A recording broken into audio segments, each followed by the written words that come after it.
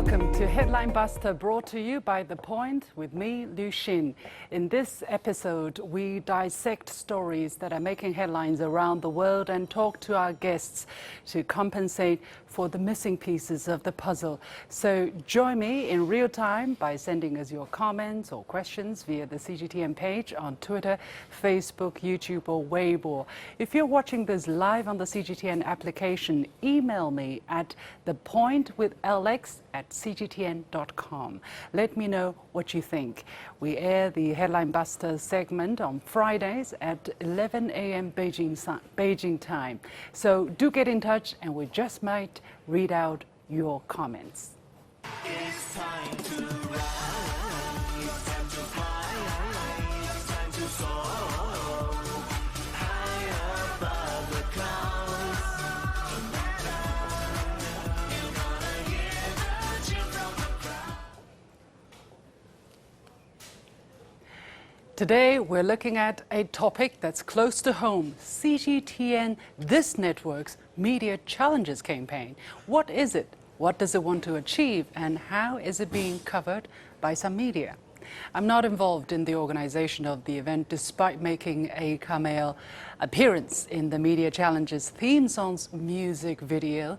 So I went to take a look at the registration link for the event, and here's what I found out. Launched in April of this year, the campaign invites potential participants to join us on the front lines and share stories that move the world.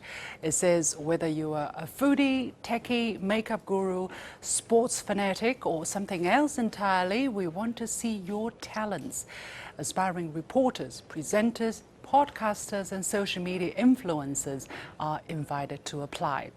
Applicants have to submit a video of up to 3 minutes that first features an introduction, secondly highlights their storytelling, editing and presenting skills, and thirdly showcases their passion and specialities. Now, some may ask, what will shortlisted participants get? First, the chance to win the top prize of $10,000. Not too shabby, huh? Secondly, the opportunity to receive professional multimedia training. And on top of that, the offer to work as a full-time or part-time CGTN storyteller. As CGTN has its headquarters in Beijing and regional production centers in Washington, D.C., London and Nairobi, I guess the top winners will have the choice as to where they want to go depending on where they come from. Very exciting, right? There is still time to apply if you're interested. The winners will be announced in September. So how has this campaign been viewed by some international media? We found that some British media seems particularly interested in this topic. The UK-based Times recently published an article on the campaign calling out CGTN for enlisting UK student influencers. It says CGTN has been targeting British university campuses and offering students the chance to win thousands of pounds by becoming pro-Beijing media, social media influencers, the Times can reveal. Let's pause and break that down. Is CGTN enlisting anyone? People are invited to apply. End of story. If they don't feel like participating, they're under zero pressure to apply. Secondly, the campaign is not targeting anyone from any specific country. As you can tell from the ad, it's open for anyone, anywhere, so long as they're 18 years old or above and comply with relevant rules and regulations. Thirdly, nowhere in the campaign that I can see are people asked to be pro-Beijing influencers. The program is about sharing stories that move the world through culture, music, food. No politics involved. Like Kim Midas and his golden touch, it seems some people think anything CGTN touches becomes politically charged. The article then focused on some British YouTubers who live in China and make posts about their impressions of life here based on their own experiences. They are mentioned simply because one of the Media Challengers participants, a Chinese student at a British university, says she is a huge fan of them. These same British YouTubers were accused in another Times article in January this year of being funded by Beijing to spread its influence. We previously invited these YouTubers on our show and they completely debunked such claims. So, as the saying goes, in order to hang a dog, give it a bad name, and to all those who show sympathy. That seems to be the logic of the latest Times article. Having gone through the whole article, this point becomes even clearer. The reporter has made up his mind about the Chinese political system and its official media. It's bad, so anyone who appreciates it must have been bought off or brainwashed. That probably explains why the article is loaded with comments from people critical of China. And the article seems not to worry about being balanced even in the most superficial ways. I looked up and down and could not find, first, any expert who's neutral, let alone positive about CGTN and its Media Challengers campaign. Secondly, not a single quote from those directly involved. The article includes a sentence saying CGTN, the British YouTubers and relevant UK universities did not respond to requests for comment.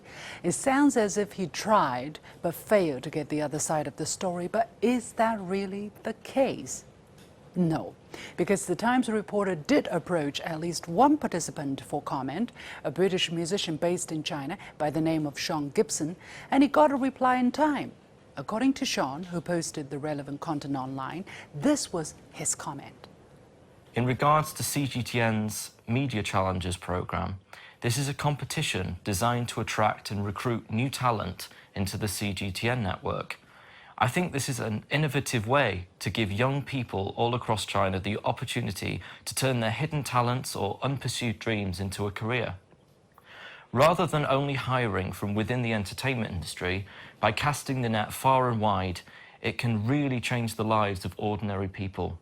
If the BBC offered this kind of opportunity, I would certainly grab it with both hands. I must make it absolutely clear, I have never been paid, asked or forced by any CGTN representative or member of any production team to say or do anything that was against my wishes or that could in any way be deemed untrue.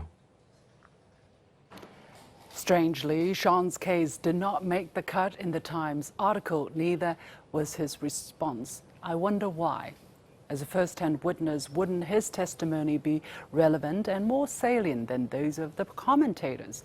How about the Chinese student who was singled out? What did she have to say about the competition? Again, the Times reporter failed to tell us. Now, the British tabloid Daily Mail also jumped on the bandwagon with its own take on the story. CGTN recruits vloggers and students at British universities to become social media influencers, promoting and defending China and eliminating the biased Western lies. So again, a non-political talent competition that's open to all becomes a politically charged recruitment campaign targeting British universities.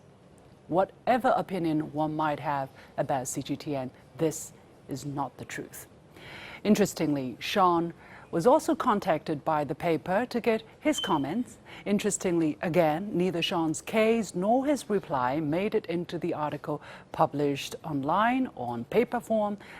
Last time we checked, this is the case. So SHAUN also posted his reply to the request from Daily Mail online. Surely whether or not something can be considered propaganda is less important a question than whether or not it is the truth. I am only interested in speaking the truth, and more specifically, my own personal truth, based on my own personal experiences. Now, in order to give the other side of this story, Headline Buster did reach out to the two media. The Times reporter did not reply to our email, and we didn't receive any substantive response from the Daily Mail in time for this show. Well, we have invited SHAUN to share his side of the story today on the show. I'll also get to talk to a personal trainer involved in the campaign to talk about what the event is really about. We'll be right back after this quick break. Stay with us. Making sense of the overwhelming wave of information means cutting through the noise to shine a light on the heart of the story and making room for new perspectives. True understanding means the ability to see events from more than one side. I'm Liu Xin, and this is The Point. Welcome back to this edition of Headline Buster. I'm Liu Xin, and sitting next to me is SHAUN GIBSON. I mentioned the British musician who's based in China, who participates in Media Challengers campaign, and then Angela Fu, who is a personal trainer involved in the event. We'll ask her to explain her role in just a moment. And we're also joined online by our old friend, Brandon BLACKBURN-DWYER, joining us from the United States for his comment on this media story, on this media event, and the kind of attention it has generated in the UK. So, as I said, SHAUN, you participated in this talent competition, but you call yourself a musician who is born in Britain, made in China. Tell us a bit about that. What exactly does it mean? Well, I first discovered Chinese culture and Chinese music when I was in Liverpool, because I met a lot of Chinese friends while I was there, and they took me to KTV to sing Chinese songs and introduced me to some TV shows and movies like Zhen Huangzhuan and Xi You Ji. Okay. And the more I heard about China through their stories, the more I wanted to come and see China for myself. So I came here about 7 years ago, to just traveling around, having a look.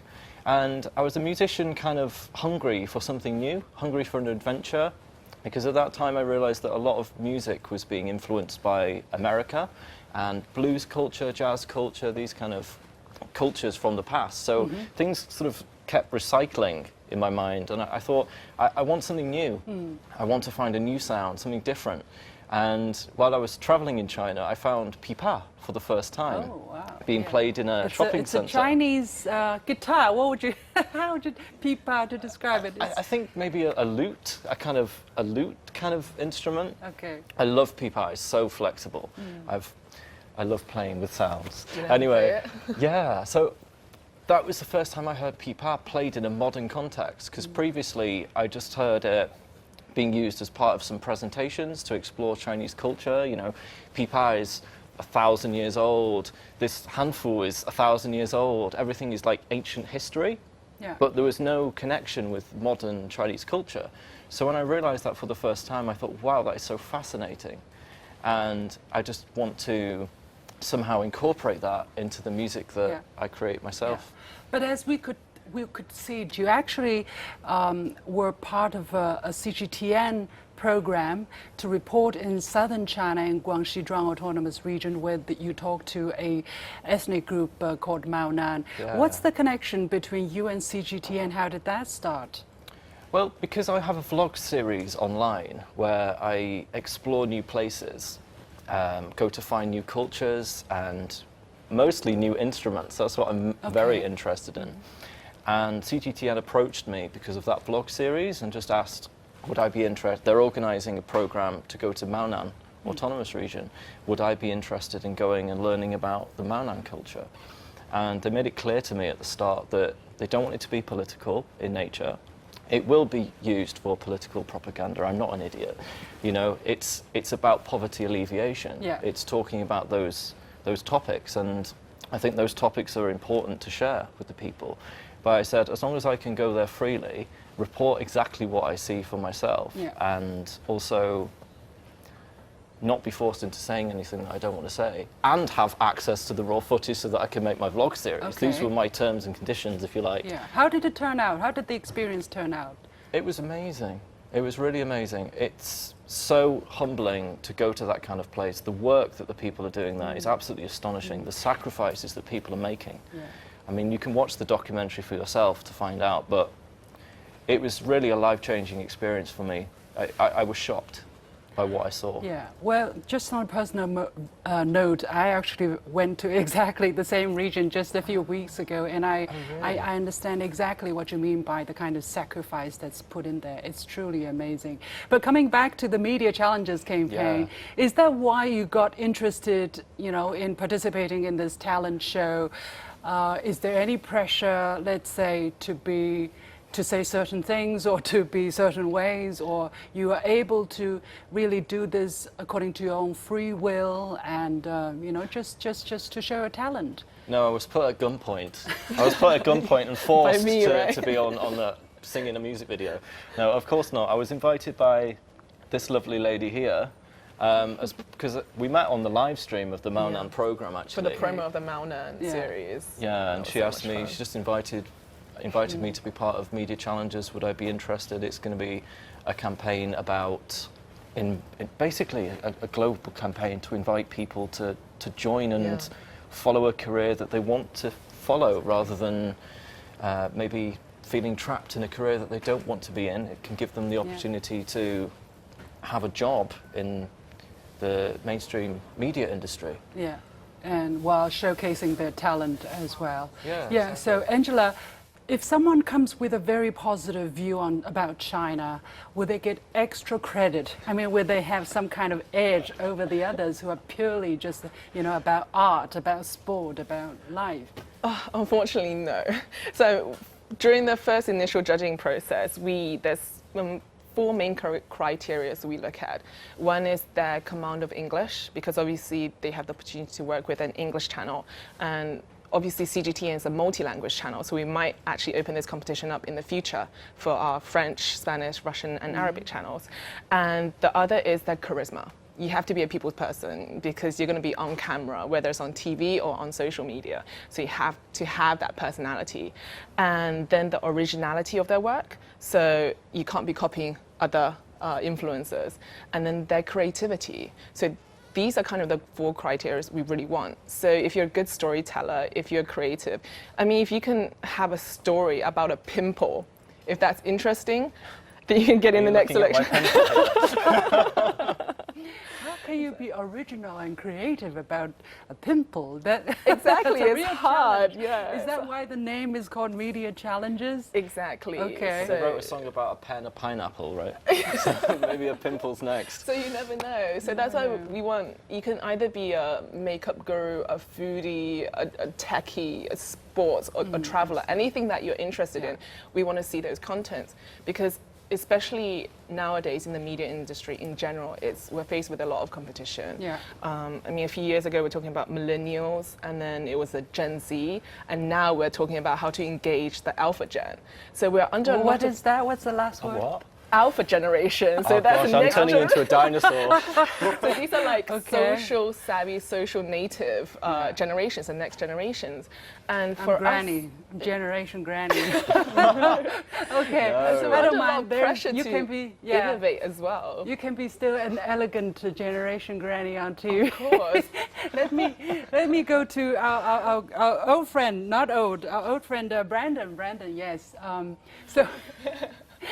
You have a beard. You have to be very careful. You want to look young. I do. Gray. At this point, when we're talking about Generation Alpha, I do feel old as well. So I think that every day it's going to be something new. Yeah, it's true, definitely. But Brendan, what is your take on this competition, on what it tries to achieve?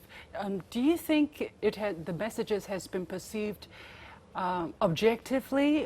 Why the discrepancy, what we are talking about now and what is being described on some media, especially in the UK this time? Complicated answer. Let's take that in pieces here. The competition itself, I think it's great. I think any time that we are looking at the ability for young people to gain exposure, to gain training, to gain a better understanding of how to transition from the world of informal social media to more formalized social media to more formalized mainstream media, that's wonderful. Media organizations around the world have been engaging in this for decades. In the United Kingdom, the country we're talking about right now, the BBC runs an annual competition called the Young Reporter competition, which is about recognizing people 11 to 18 years old for different stories, and they have different ideas, and they're often about positive, uplifting stories. So at its face value, Media Challengers is and sounds great. And I think that it's a wonderful opportunity for many people. Now the other half of that question is, why are we hearing the discrepancy out of the United Kingdom? Because I think we need to separate what is a great idea and a great competition from what is the reaction, because reactions do not define what an item is or how it's being put out, but you have to understand how it's being perceived. First of all, the Daily Mail and the Times are wildly conservative, tabloid-based newspapers that take any story and bring it to the extreme. So whatever it is, you're never looking for nuance with these organizations. You're looking for what is the reaction multiplied by somebody yelling, is effectively what you have to do. So when reading it, you kind of have to go, okay, they're yelling. Do they have a point? Maybe, maybe not, but they're yelling. So that's what they're doing. The point that they're concerned about, if we're going to try to take it at all seriously, is that CGTN is a national organization. It has, as part of its mission statement, is to, I think, improve and explain China to the rest of the world and create engagement. And when that's the mission statement of an organization, and they're reaching out to influencers in other countries to develop them, there's a potential for concern. There's a potential for, particularly in the UK media market, where CGTN has had problems with the regulators with its national broadcasting, to then be going past that and into the social media and working with influencers on the ground. There are going to be people that are expressing concern. And I think the Daily Mail, the Times are doing that, again, multiplied by yelling and screaming and no understanding or nuance or no desire to have nuance. But that's where we're seeing that reaction. As Brandon was talking about, you know, these may be ultra-conservative papers, or they're just yelling, yelling, yelling. But what kind of effects do you think this episode has had or will have on you? And what do these kind of stories can possibly do on the mindset of readers in the UK who might not have the luxury to come and live in China and really see the country for themselves? Well, my grandparents happen to read the Daily Mail every day, and although But they haven't read about you this time, luckily. No. Or unluckily. No, well, they do watch my YouTube videos anyway, so at least they see the experience from my eyes. But they do read the Daily Mail, and they do see that as truth. You know, there are a lot of people who say that tabloids are only supposed to be opinion pieces, but to be honest, a lot of people do, in the UK especially, do get their news. Their only window to the outside world is through tabloid newspapers. So I think these tabloids also have a responsibility to publish truth, not only forced perspective. You know, you can quite easily say, oh, this certain group of people are chopping down trees. But then they miss out the part that because the trees were already damaged due to a wildfire and they're trying to replant fresh trees in their place. You know, taking things out of context. Yeah, it's forced perspective, and it's happening everywhere. And I think it's, to be honest, misinformation these days is like another pandemic in itself, because it promotes people who have very passionate views about something that they don't understand the full picture of. You know, people quite rightly are outraged by certain claims, but the question is whether those claims are justified or not. And people don't always have the level of education that they need to question the source. No. That's what we try to do here a little bit, is to, you know, bring that out and discuss and give the other side of the information that's possibly missing.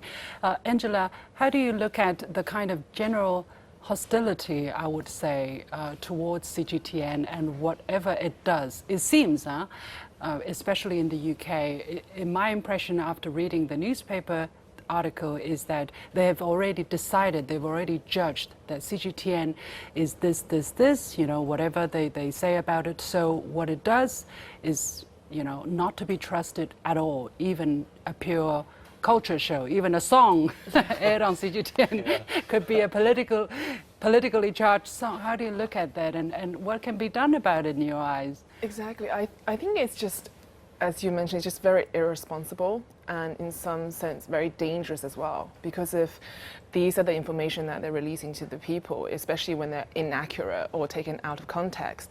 I mean, with the media challenges, they said that we were targeting UK students, but that is definitely not the case because we already have entrants from, I think, from what I've seen, it's over 100 countries. So unfortunately, we're not targeting UK, but we're still welcoming UK entrants. We're welcoming entrants from everywhere around the world. Even the word targeting is a little bit And dramatic. the word of Yeah, it's targeting very- and listing, yeah. it's just basically they're painting you as the baddie, as someone that's already evil. There's They putting have an agenda It- to, you know, exactly. to do a certain thing. and they're not using neutral words and giving people the ability to maybe go online or giving them a link to see what you can find, because it's actually very easy. You being online, you've seen our promo, and it's all there, all out there, and we put entrance kind of video on there as well. So I just think it's very dangerous to kind of play these kind of games, and especially when they're putting kind of the photos of these students who are currently studying in the UK. They're really not really considering the consequences that could cause to these students or to these entrants. So I'm just really hoping that they won't take the spotlight or the limelight away from the media challengers, who's just literally showing their creativity, who wants to have a voice on a platform. And right now, that hasn't been the case, thank goodness.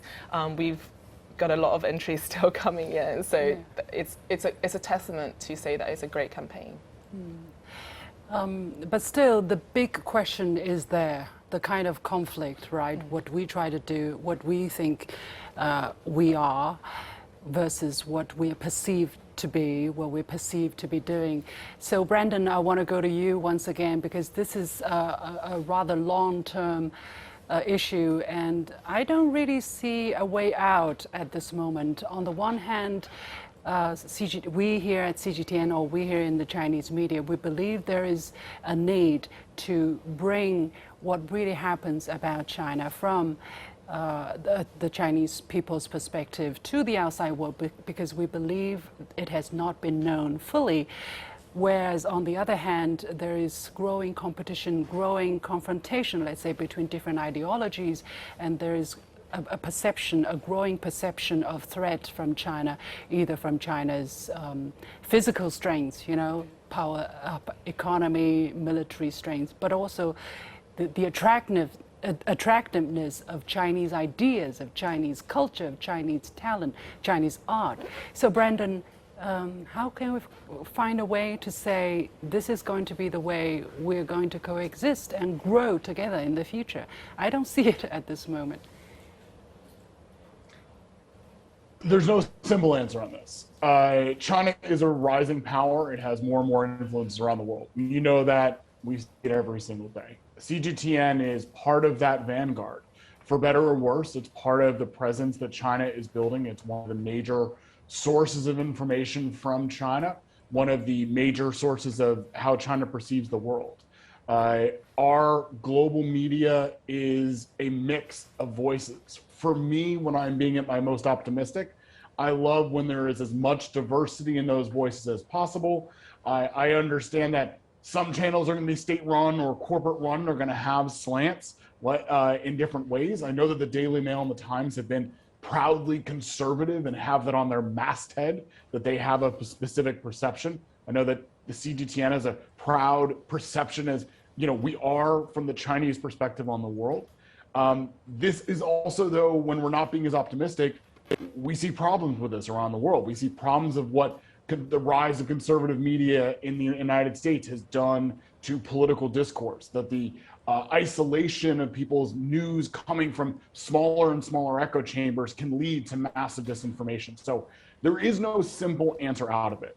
For me, as a person that believes in discourse, that believes in engagement, that has been lucky enough to live around the world and work in multimedia around the world, I believe the only way forward is to continue to discuss, to continue to invite that diversity in, to lay some standards that we all need to be trying to find facts and not just opinion, or at least label what is opinion in a paper. I mean, again, the Daily Mail, the Times, I don't want to just talk about them the whole time, but they generally tell you that we are opinion with some fact, not fact with some opinion, right? Like we as long as we label it, it will help us. But if we can come together, keep understanding that people are going to talk, people are going to have different perspectives, and we start training our public and starting with our children in education to decipher those messages and seek out a diversity of voices on issues, that's what's going to help. Is that a simple answer? Is that anything more than optimism? We don't know right now. Many thanks to my guests, SHAUN GIBSON and Angela Thank Fu. you. And of course, many thanks to my old friend, Brandon BLACKBURN-DWYER, joining us from the United States. And with that, we come to the end of this special edition of Headline Buster, brought to you by The Point with me, Li Xin. I'll see you next Friday at the same time. Stay with us.